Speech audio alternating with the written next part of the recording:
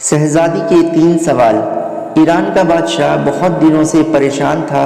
یوں تو ہر طرف خوشحالی کا دور تھا، مگر بادشاہ کی پریشانی کی وجہ اس کی اکلوتی بیٹی تھی۔ ہر باپ کی طرح بادشاہ بھی بیٹی کی شادی کر کے اپنے فرض کو پورا کرنا چاہتا تھا، لیکن شہزادی نے بھی ایک اعلان کر رکھا تھا، جو شخص شہزادی کے 3 سوالوں کے جواب دے گا، شہزادی اسی سے شادی کرے گی۔ آس پاس کی ریاستوں کے کئی شہزادے آئے، مگر سب کے سب ناکام لوٹے۔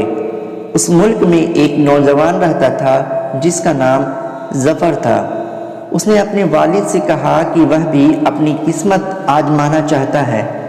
ظفر کے والد ایک عالم تھے، وہ برسوں سے لوگوں میں علم کی روشنی بانٹ رہے تھے۔ ملک فارس کا وزیر اعظم، بڑے بڑے درباری اور شہر کے قاضی بھی ان کے شاگرد تھے۔ باپ نے بیٹے کی خواہش دیکھی تو بولے، بیٹا اگر تم ناکام لوٹے تو تمہارا کچھ نہیں جائے گا، مگر لوگ کہیں گے کہ ایک عالم کا بیٹا ناکام ہو گیا۔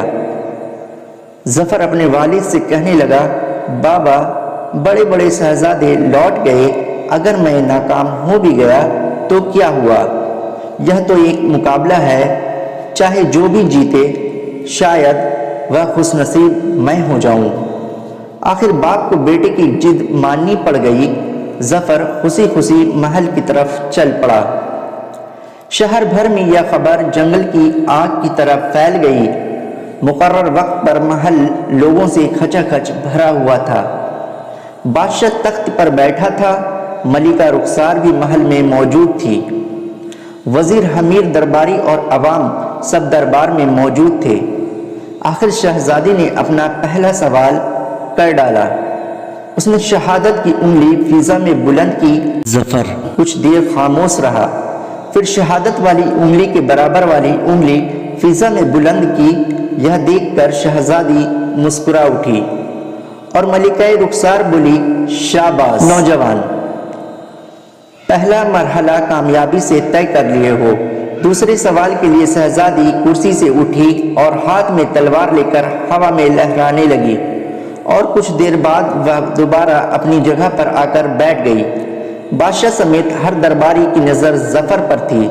ظفر کھڑا ہوا، اپنی جیب سے قلم نکال کر فضا میں بلند کر دی، شاباش اے نوجوان، یہ جواب بھی درست ہے۔ ملکہ رخسار کی آواز دربار میں ابھری۔ اس کے بعد دربار میں مبارک ہو کی آواز گونج اٹھی۔ وہ سوال کیا تھے اور ان کے جواب کیا تھے؟ ہر شخص اس بارے میں سوچ رہا تھا کہ شہزادی نے کیا پوچھا اور ظفر نے کیا جواب دیا۔ لوگوں کے لیے یہ ایک راز تھا۔ آخر شہزادی نے تیسرا سوال کر ڈالا اور وہ تیزی سے سیڑھیاں اتری اور تیزی سے دوبارہ چڑھ گئی اور جا کر اپنی جگہ پر بیٹھ گئی۔ یہ سوال بڑا ہی عجیب و غریب تھا۔ ہر طرف خاموشی تھی اور لوگوں کی سانسیں رکی ہوئی تھی۔ آخر ظفر کھڑا ہوا اور دل پر ہاتھ رکھ کر شہزادی کی طرف دیکھنے لگا۔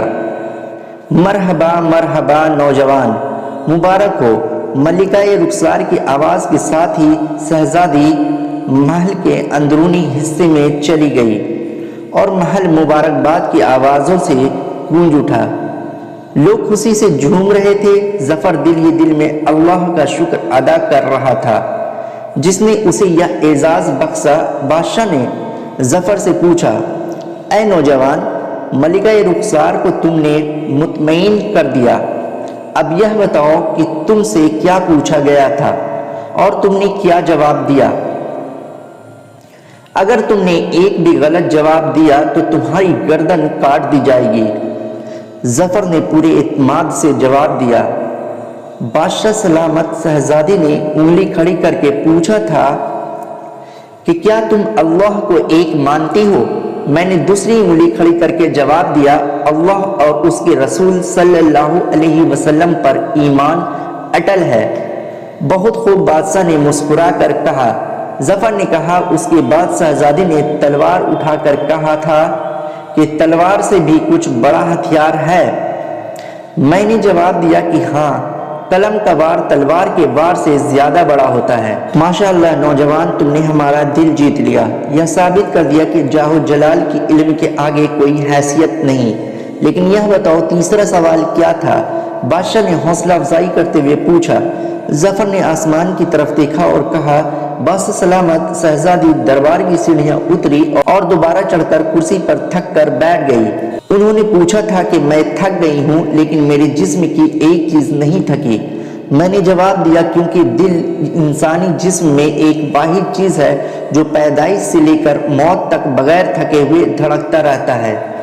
بادشاہ نے ظفر کو پاس بلا کر گلے سے لگا لیا اور بولا، اے لوگوں، گواہ رہنا، میں نے حقدار کا حق ادا کر دیا ہے۔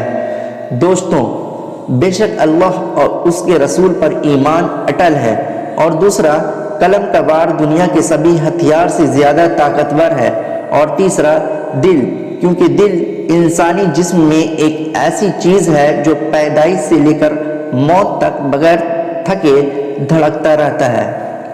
دوستوں، اگر آپ کو میری ویڈیو اچھی لگی ہو تو ویڈیو کو لائک کر دیجئے اور اسے اپنے دوستوں میں زیادہ سے زیادہ شیئر کیجئے، اور اس طرح کی ویڈیوز دیکھنے کے لیے آپ میرے چینل کو سبسکرائب کیجئے۔ شکریہ۔